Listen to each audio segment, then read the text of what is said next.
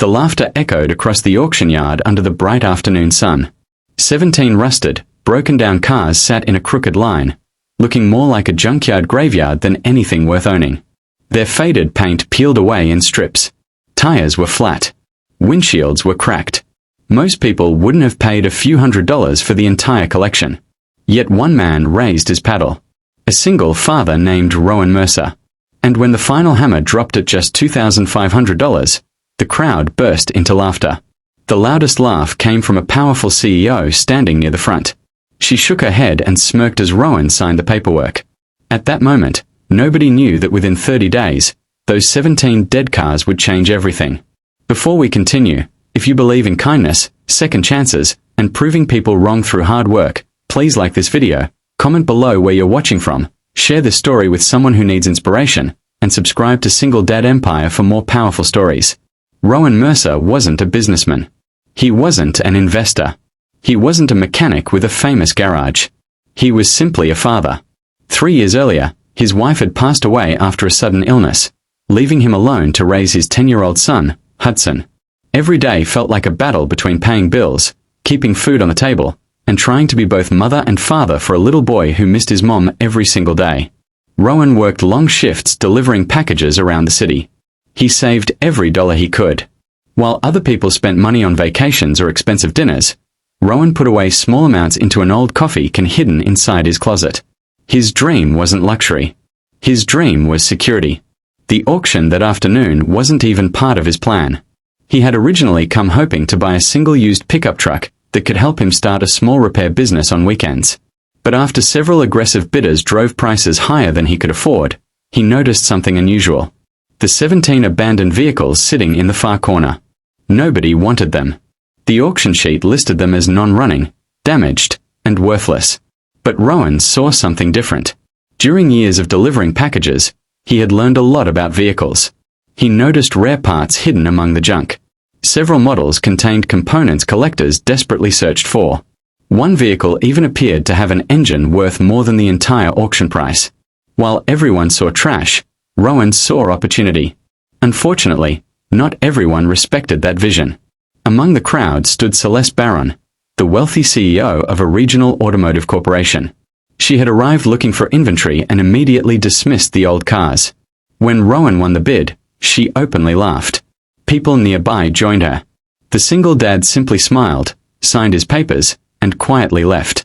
The next morning, Rowan borrowed a friend's trailer and began hauling the cars to a small rented lot behind an abandoned warehouse. Then the real work began. Every morning before sunrise, he prepared breakfast for Hudson. Every day he completed his delivery route.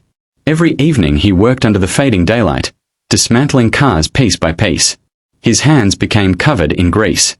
His back ached constantly. Many nights he didn't finish until after midnight. Yet he never complained. Hudson often sat nearby doing homework while his father worked. Sometimes the boy handed him tools. Sometimes he simply watched. For the first time in years, Rowan looked hopeful. Week 1 brought small victories. Several rare parts sold online. Week 2 brought more. Collectors from neighboring states began contacting him. Week 3 changed everything. A vintage engine recovered from one of the cars attracted the attention of a wealthy collector who paid nearly $18,000 for it alone. Suddenly, Rowan's tiny operation exploded. Auto enthusiasts shared photos online. Word spread quickly. Buyers started arriving daily. The man everyone had laughed at was turning junk into profit. Meanwhile, Celeste Barron faced problems inside her corporation. The company had recently invested heavily in expensive inventory expected to generate huge returns.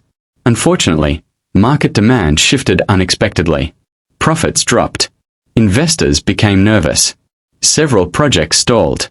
Then she heard something surprising. A local single father was making headlines after transforming 17 discarded cars into a thriving business. At first she dismissed the reports. Then she saw the numbers.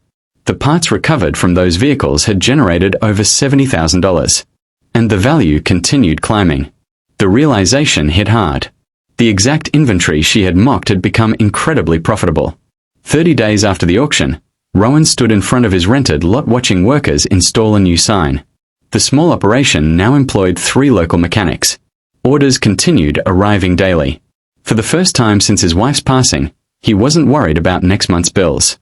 For the first time, he could imagine a future where Hudson would have opportunities he never had. That same afternoon, a black luxury SUV rolled into the lot. Celeste Barron stepped out.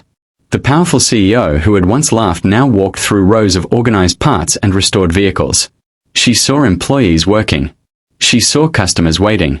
Most importantly, she saw the results of determination she had underestimated. The single father she mocked had built something remarkable. As she looked around, the truth became impossible to ignore. Success doesn't always wear an expensive suit.